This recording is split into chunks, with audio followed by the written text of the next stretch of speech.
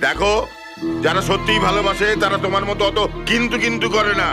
কিন্তু আমি তো কিন্তু বলিনি। কিন্তু বলনি, কিন্তু তোমার কথার মধ্যে একটা কিন্তু কিন্তু গন্ধ আছে। আমার শেষ কথা শুনে রাখো, যদি তুমি ওকে সত্যিই ভালোবাসো আর বিয়ে করতে চাও তাহলে আজই সেটা করতে হবে, ব্যাস, আর কোনো কিন্তু নয়।